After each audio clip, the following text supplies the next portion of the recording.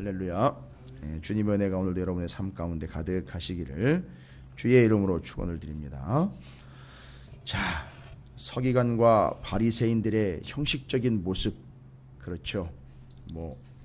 보면 알 수 있는 것이고 언젠간 드러날 수 있는 겁니다. 늘 제가 하는 말이지만 보면 알 수 있고 언젠간 드러나는 겁니다. 주님이 꼭 오셔야지만 드러나겠습니까? 마치 그 사람에게는 주님이 온 것처럼 일이 닥칠 때가 있더라고요. 다 드러나게 되더라고요. 보면 아는 것이고 언젠간 드러날 것, 바로 그것이 서기관과 바리새인들의 형식적인 모습이라고 말씀드릴 수가 있겠습니다. 그러니까 나는 바리새인이 아니고 나는 사두개인도 아니고 나는 율법사도 아니고 나는 서기관도 아니요. 그게 아니라 서기관처럼 바리새인처럼 신앙생활하는 모든 것들이 언젠간 드러나게 돼 있고 보면 알 수 있다는 얘기입니다. 그렇죠. 그래서 형식적인 것들과 비본질적인 것들이 언젠가는 드러나게 돼 있다는 사실, 저는 반드시 믿습니다. 굳건히 믿습니다. 분명히 드러날 거예요. 언젠가는 드러날 것이고 그렇게 젖다 보면 스며들어 나오는 것처럼 그렇게 나타날 겁니다. 물이 어디서 새는지 새긴 새더라고요. 잘 못 잡아서 그렇죠. 저희가 삶 속에서 경험하는 거 아닙니까? 윗집에서 물이 새는데 밑집으로 흘러 내려오더라고요. 자기네는 몰라요. 그러니까 나중에는 알게 되겠죠. 찾아보게 되고 흔적이 나타나게 되니까 알게 되죠. 자, 그래서 분명히 보일 수 있고 언젠간 드러나게 돼 있는 겁니다.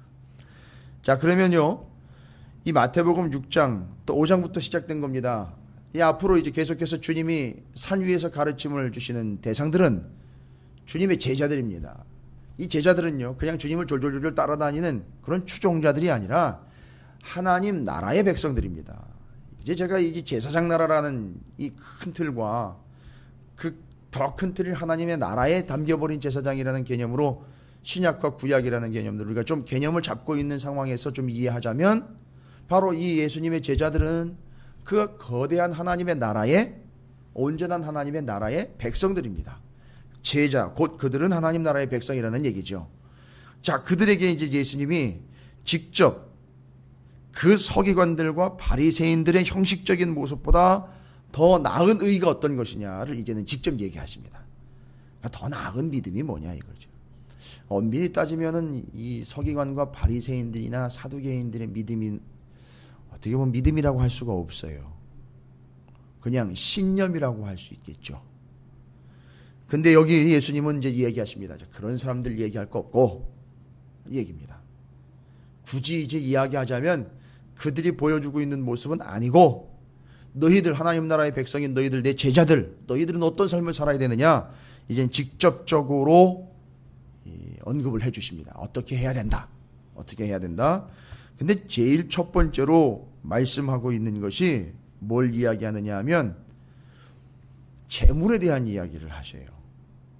제자들의 온전한 행동 양식에 대해서 이야기할 때 재물에 대해서 먼저 이야기합니다.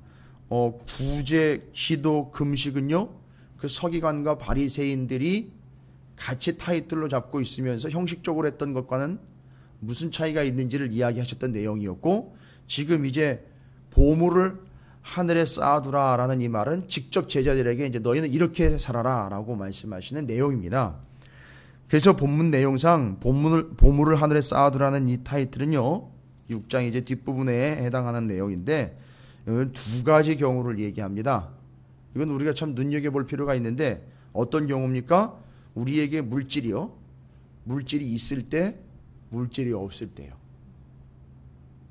물질을 어떻게 얻는 거냐, 내지는 어떻게 해야 돈이 생기느냐, 이런 거 아닙니다. 우리 하나님 나라의 백성인 주님의 제자들에게 있어 물질이 있을 때와 물질이 없을 때, 아니요, 많고 조금 이야기하는 것도 아니에요. 어떤 양이든지 그 물질이 주어졌다라고 믿고 그 물질이 내게 있을 때, 또 그 물질이 내게 없을 때, 두 가지 경우는 우리가 어떻게 살아야 하느냐, 제자로서요.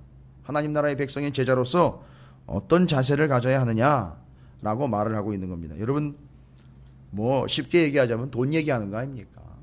돈 얘기죠. 근데 그 지금 돈 얘기를 마태가 하고 있습니다. 여러분 할만하지요, 마태가 돈 얘기. 그렇죠. 비록 뭐 자기 돈은 아니라 할지라도 하루에 상당한 금액을 주물러 본 사람입니다. 세관에 앉아서 들락날락하는 돈 금액이죠. 그 동네 그 사람들, 세금을 내야 하는 사람들의 그 숫자에서 전체적으로 그 동네에서 들락날락하는 세금의 금액 그 정도 이미 눈으로 딱 꿰뚫고 보고 있고 머리로 계산 다 굴려서 나올 수 있을 그럴 사람입니다. 예수님 찾아가시지 않았으면 평생 그 세금 몇 푼 돈으로 그 손으로 돈 세는 재미로 그냥 살아가다가 인생 마감할 그가 예수님 만난 거 아니겠습니까? 예, 좀 속된 표현으로 돈 굴러가는 거 좀 아는 사람입니다. 그리고 자기가 만졌던 그 돈이 어디에 투자해야 그 이익을 더 많이 남길 수 있는지도 이미 다 꿰뚫러 봤던 그런 인물입니다. 왜냐하면 자기에게 돌아올 몫을 그 속에서 자기가 챙겨야 하는 그런 예리한 눈을 가지고 있었던 세관에 앉아 있었던 계산기 정말 제대로 두들겨서 어느 정도 남겨야 하고 어느 정도의 자금의 흐름이 있는지를 알 수 있는 돈 얘기 좀 할 수 있는 사람이에요. 그러니까 이 사람 얘기는 좀 눈여겨볼 필요가 있습니다. 그에게 있어 돈은 어떤 의미가 돼버렸는지, 그리고 예수님이 말씀하시는 것을 이 마태는 어떻게 받아들이고 있는지 딱 보면 뭐 예수님이 보물 하늘에 쌓아두라 라는 이 말씀 딱 듣는 순간 마태는요 여러 이야기할 것 없이 자기가 경험한 것이 딱 정리가 되겠지요. 다 정리가 되고 그것이 여기 이제 그의 손으로 예수님의 가르침을 받아서 그대로 기록이 되어 있다라고 보시면 되겠습니다. 돈 얘기 참 민감한 문제죠. 예, 돈 얘기 참 민감한 거예요. 그래서 이 돈 얘기 아무나 하셔도 안 되는 거죠. 또 돈 얘기 함부로 해서도 안 되는 거고요. 자, 그런 측면에서 보면 자격을 이야기하는 게 아니라 본질적으로 하나님 나라의 제자라는 관점으로 보면 그 돈 만지다가 하나님 나라의 제자로 부름받은 마태가 무언가 하나님의 말씀, 주님의 말씀을 듣고 예리하게 기록해 놓은 이 말씀들이 우리에게는 중요한 가르침을 줄 수 있다라는 것 우리는 좀 깨달아 알 수 있게 될 거라고 기대를 합니다. 그리고 우리는 이것을 일종의 재물을 관리하는 방법이라든지 재테크의 방법, 죄송합니다만 이런 식으로 받아들인다면 아무 소용이 없습니다. 일단 마태는 자기가 그 세관에 앉아서 세금 처리하다가 자기 몫으로 돌아오는 그 모든 것들, 평생 돈을 만지면서 돈 나오는 구석과 돈 들어가는 구석들을 이미 다 파악하고 있던 그의 삶을 다 내려놓고 주님을 따랐다는 겁니다. 여러분, 오늘 보물을 하늘에 쌓아두라라는 이 타이틀은요, 마태가 물론 산상순으로 산에서 예수님이 가르치는 그 보물에 대한 가르침을 받고 기록을 한 마태지만, 보물을 하늘에 쌓아두라라는 이 타이틀에 가장 완벽한 샘플로 지금 제시가 되고 있는 사람이 누구냐 하면 바로 마태라고 보면 된다는 얘기죠. 그가 어떻게 했죠? 세관에 앉아서 그 많은 이익들을 내려놓고 주님을 따라간 것이요. 그건 주님의 부름에 그냥 응답한 것이 아니라 바로 그게 보물을 하늘에 쌓아둔 행위라는 얘기입니다. 참 무섭지요. 그러면 다 포기하고 따라가야 되는 거예요. 아니요. 여러분, 값을 이야기하는 게 아니라 가치를 이야기하는 겁니다. 그 한 동네, 넓게는 그 넓은 지역들에게 할당된 그 세금을요, 이 세관에 앉은 세리 마태가 막 주물르고 있었던 그때 그 어마어마한 금액이 예수 그리스도와의 가치가 비교가 되면서 이거 놓고 따라갈 만하다는 얘기입니다. 그게 바로 보물을 하늘에 쌓아둔 행위의 대표적인 예라는 걸 볼 수 있다는 얘기입니다. 그러면 일단 마태의 믿음에 반응한 모습을 우리는 먼저 염두에 둬야 되는 겁니다. 그는 놓고 따라갔습니다. 그게 바로 보물을 하늘에 쌓아둔 행위라고 보시면 됩니다. 그 마태가 정확하게 보여주는 거죠. 자, 그러면 하나님 나라의 백성인 예수님의 제자들은요, 물질에 대해서 어떤 자세를 가져야 되는 것이냐? 두 가지 경우라 그랬죠. 물질이 있을 때와 물질이 없을 때라고 두 경우를 나눈다고 말씀을 드렸어요. 그리고 오늘 우리가 읽은 19절부터 23절까지는 물질이 있는 경우, 작건, 적건, 많건 간에 물질이 우리에게 있다면 그 물질에 대한 하나님 나라의 백성인 제자들의 참 자세, 곧 믿음의 도리는 무엇이냐? 이걸 이야기합니다. 여러분이 땅에 쌓아둔 보물과 하늘에 쌓아둔 보물이라는 얘기를 보물이라는 표현을 써요. 귀하고 값어치 있는 거라는 거죠. 그러니까 돈을 무조건 나쁘게만 보실 필요는 없습니다. 그러나 그게요, 어디에 쌓이느냐에 따라서 나중 가치가 확연하게 달라진다는 겁니다. 땅에 쌓아둔 경우는 어떻게 돼버린다는 거죠? 좀과 동록이다. 이게 지금 땅에 쌓아둔 재물의 문제점이에요. 좀과 동록에 해함을 받고 빼앗김을 당한다는 얘기입니다. 좀은 뭡니까? 예전에도 보면은 지금도 그렇습니다만 오랫동안 왜 동전이나 화폐를 보관하게 되면 이게 변색이 되면서 또 심지어는 벌레가 생겨가지고 옛날 화폐는 지금과 같지 않으니까 더 심했겠죠. 바로 그것, 그렇게 해서 이 속으로 변질이 되고 그 벌레 먹게 되는 경우, 자, 그런 경우가 있고요. 그 다음에는요, 외적으로는요, 잘 숨겨둔다고 숨겨놨는데 어떤 경우가 생기느냐 하면 집에 소중한 그 보물을 집에 한 모퉁이에다가 잘 금고처럼 보관을 해놨습니다. 근데 옛날 집이 어떤 집이냐면 지금처럼 이렇게 철저하게 제대로 지어진 집이 아니라 흙으로 벽을 만들었거든요. 흙으로 지붕 이렇게 하고요. 틀을 잡고 난 다음에 흙을 발라가지고선 굳이 한다면 이제 돌멩이 정도 이렇게 박아가지고선 흙으로 이 도둑들이 어떻게 하는지 아십니까? 그걸 뚫어요. 흙을 파내고 돌을 빼내고 그걸 뚫습니다. 벽을 뚫어가지고 그 안에다가 보관한 보물들을 훔쳐가지고 갑니다. 쉽지요. 그거 얘기하는 겁니다. 지금 도둑이요, 뚫는다라고, 구멍을 뚫지 못하도록 이라고 이야기한 게 바로 그 얘기입니다. 그래서 사람들이 어떻게 합니까? 보관할 때가 마땅치가 않으니까 땅에다 갖다 묻어요. 그래서 땅에 쌓아둔 보물이라는 표현을 지금 하고 있는 겁니다. 자, 땅에 쌓아둔 보물, 이렇게 내 외적으로 공격을 받게 되고요, 좀이나 동록이 해하게 됩니다. 그리고 도둑들이 그걸 뚫러서 훔쳐갑니다. 그래서 땅에 쌓아두지 말고, 이건 반드시 그렇게 없어지게 돼. 어디다 쌓아두라는, 하늘에다가 쌓아두라는 얘기를 하는 겁니다. 제자들에게 해당하는 얘기예요. 안 믿는 사람들에게 얘기하는 게 아니라 믿는 자들에게, 그래서 그 보물을 하늘에 쌓아두라. 땅에다 쌓아두면 분명히 내부로 변질되게 돼 있고 겉으로는 뚫고 훔쳐가는 자들이 생기게 된다. 그러니까 뭔 얘기죠? 내 건데 내 게 아닌 거라는 거예요, 결론은. 그렇죠? 자, 그래서 그 보물을 하늘에 쌓아두다라고 이야기를 합니다. 이건 투자를 이야기하는 게 아닙니다. 단순한 재테크를 이야기하는 게 아니라 본질적으로 의미를 이야기합니다. 근데 이 보물이 지금 현재에 가치 있는 물건일 수도 있습니다만, 자, 이 이야기를 하는 하늘에 쌓아두라는 얘기는 바로 이런 겁니다. 훗날 최고의 가치를 발휘할 그때 거기서 유용하게 사용될 그 재물을 보물이라고 이야기를 한 거예요. 그래서 제가 이제 경제학을 예전에 전공을 했었는데 그런 개념이 있어요. 지금 가치로 보면 별것 아닌 것 같은데 이게 기간을 좀 오래 두고 보면서 시간이 지나고 난 다음에, 시간이 흐르고 나면 요것이 그때 되면 상당한 가치를 가질 수 있는 것이다 라고 해서 그때를 위해서 미리 선점을 해놓습니다. 또 미리 사놓습니다. 요거 우리 경제생활 주변에도 잘 보면 다 보이는 부분이에요. 김장철 앞두고 씨 뿌릴 때 아예 밭대기로 사버립니다. 채소나 야채 등요.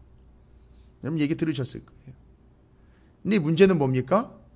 그때 그게 그렇게 유용될 줄 알고 사놨는데 파동이 일어나면 떨어져 버린다든지 제대로 됐다면 지금 잘 사놓는 바람에 그때 너무 희귀성이 있고 가치가 높아지다 보니까 싼 값에 사놨는데 어마어마하게 많은 이익을 얻을 수 있습니다.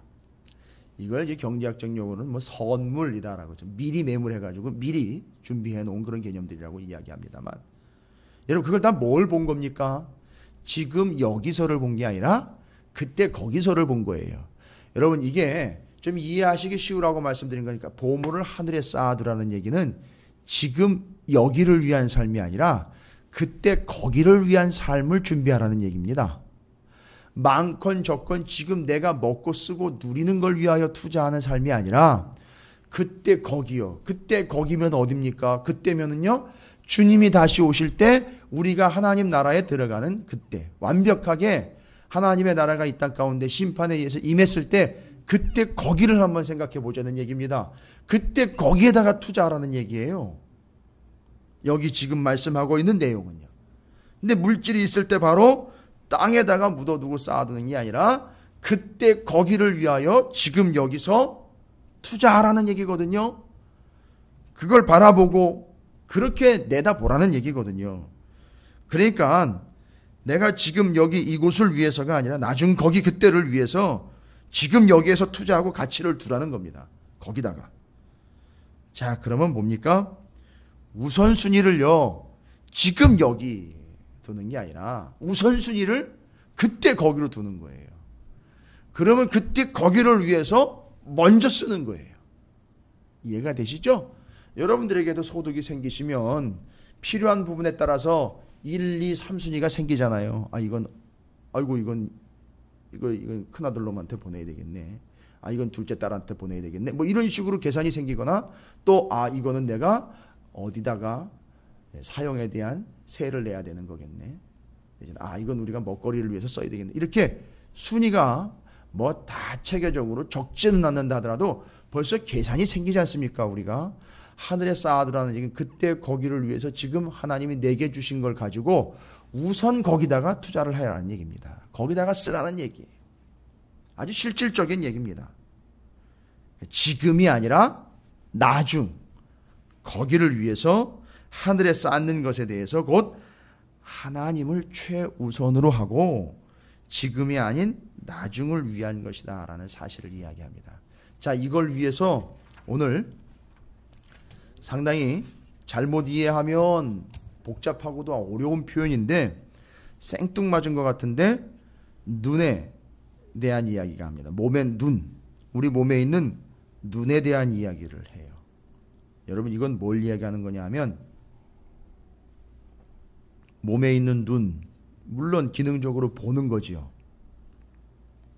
여러분 우리가 값이 아니라 가치에 집중하라 그랬죠. 여기가 아니라 그때 거기, 땅이 아니라 하늘나라, 하나님 나라. 여러분 이걸 뭐가 보느냐 하면 눈이 보는 거예요.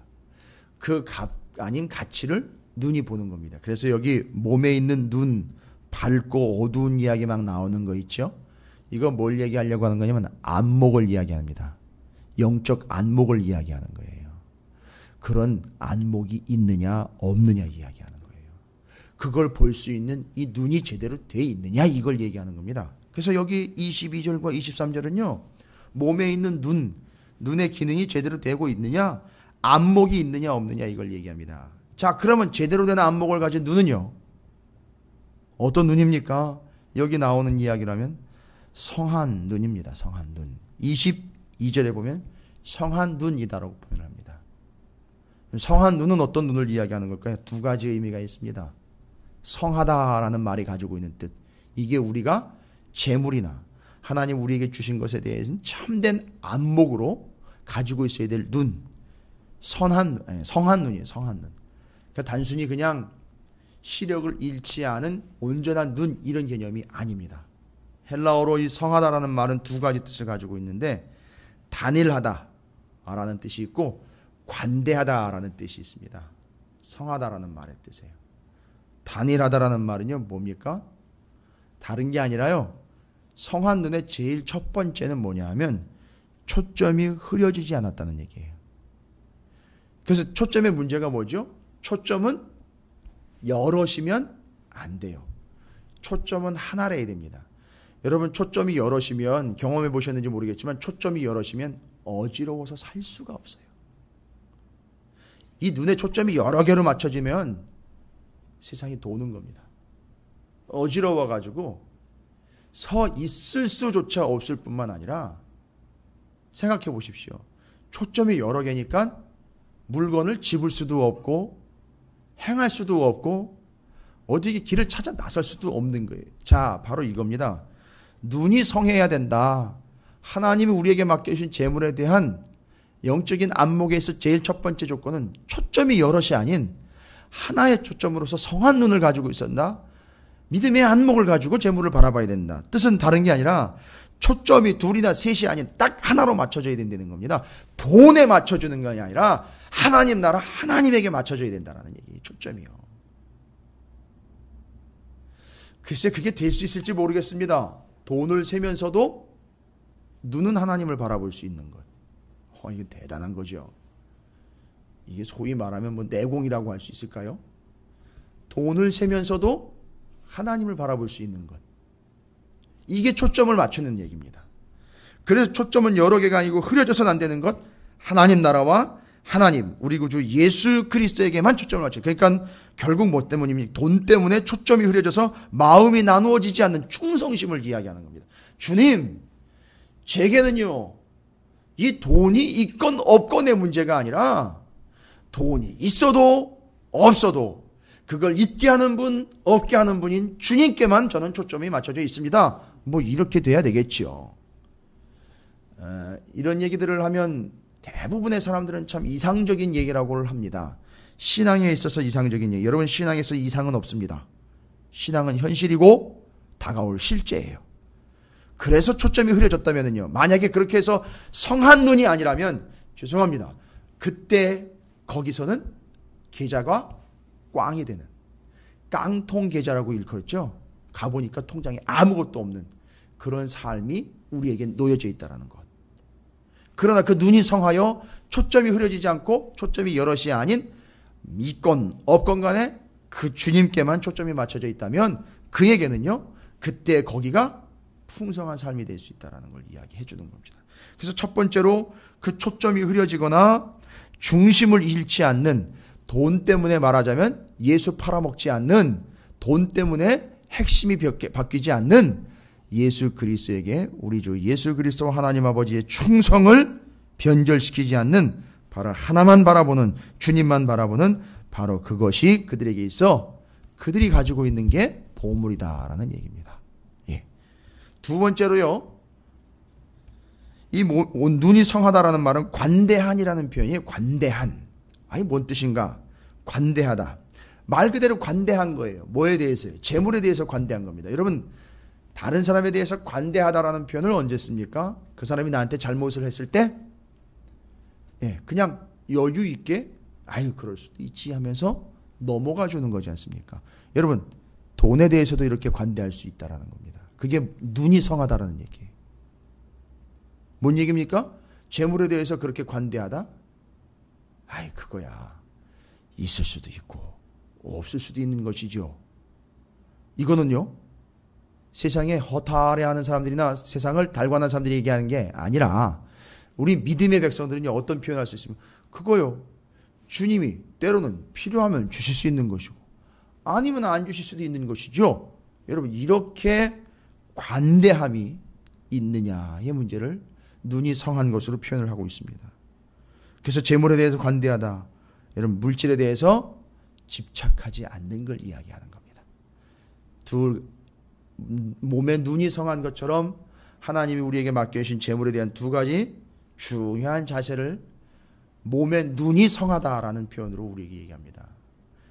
여러분 우리가 재물을 바라보는 이 온전한 관점과 이 말씀이 오늘 23절까지 재물이 그나마 있는 것에 대해서 이야기할 때 첫 번째 그것 때문에 초점이 흐려져서 가치가 돈에게로 넘어가는 것이 아니라 오직 하나님 우리 구주 예수 그리스도를 향한 온전한 믿음과 충성심에 돈 때문에 변질되지 않는 것. 첫 번째 눈이 성하다라는 표현이고 두 번째는요 그 돈에 대해 관대함 곧 그것은 물질에 대해 집착하지 않는 것, 여유로움이라는 거죠. 주신 분도 하나님, 가져가시는 분도 하나님. 그러니까 절대 돈 때문에 교만할 수도 없고 돈 때문에 낭망해서도 안 된다라는 이 두 가지를 이야기합니다. 그래서 눈이 성한 것, 그것 바로 초점이 흐려지지 않는 것과 재물에 대해 관대하게 되는 것. 이것이 우리 두 가지를 그 영적인 안목으로 재물을 바라보고 보험을 바라보는 돈을 바라보는 제자들의 진정한 모습이다라고 이야기를 합니다. 그래서 24절에 보면 이제 내일 나누겠지만 두 주인 섬기지 못하는 것에 대해서 얘기하는 겁니다. 그러니까 눈이 흐려졌다거나 초점이 여러 개가 됐다거나 온전하지 못한 상태를 뒤에서는 이야기합니다. 왜요? 돈이 이제 없어지면서 돈이 없어 보면서 돈이 여유롭지 못한 삶을 살아갈 때에 우리는 흐려질 수 있고 본질로 벗어날 수 있다라는 이야기를 하고 있습니다. 자, 그럼 돈 얘기하는 게 아니라 알고 봤더니요, 바로 하나님에 대한 그의 충성심과 온전함, 또한 이 세상 것에 대한 연연함이 어느 정도인지를 돈을 쓰는 것 보면 알 수 있다라는 얘기겠죠. 그러니까 이것은요, 그렇게 해야 되겠다라고 다짐한다고 되는 게 아니라 진짜 가치인 하나님의 나라와 예수 그리스도, 그분을 진짜 바라볼 수 있는 그 안목이 있어야 재물을 보는 안목이 생긴다라는 겁니다. 재물 보는 안목이 있어야 하나님의 가치가 보이는 게 아니라 하나님의 가치, 그 나라 그때 거기를 볼 수 있는 가치의 눈, 안목이 있어야 재물을 볼 수 있는 안목이 자연스럽게 생긴다라는 겁니다. 뭐가 우선인지 그걸 이야기해주고 있는 것이죠. 아주 중요한 겁니다. 그래서 그 가치, 그 우선순위가 누구에게 있느냐, 어디에 있느냐에 따라서 이 땅의 것도 어떻게 사용해야 할 것이며 보관해야 할 것이며 어떻게 적용해야 할 것인지 개념이 다 잡힌다는 얘기죠. 여기 나온 표현대로 여러분을 축복합니다. 여러분의 몸에 그것을 바라볼 수 있는 눈이 성한 눈이 되시기를 주님의 이름으로 축원을 드립니다. 절대 초점이 흐려지지 마시고요. 그 재물에 대해서 관대한 여러분이 되시기를, 그러기 위해서는요, 초점은 하나님께만 맞추면 됩니다. 하나님께만 전전긍긍하시면 돼요. 주님과 복음에만 집중하시면 됩니다. 그러면 자연스럽게 이 땅의 것에 대한 여러분의 판단력과 그 가치의 가치들을 판단할 수 있고 그것을 측정할 수 있는 영적 안목이 여러분에게 생기게 될 줄로 믿습니다. 자, 이런 사실을 여러분이 믿음으로 받아들이시고 오늘 여러분의 초점은 하나님께, 또 여러분의 마음은 오직 하나님 나라의 그 가치와 근거를 두는 온전한 삶이 되시기를 주님의 이름으로 축원을 드립니다.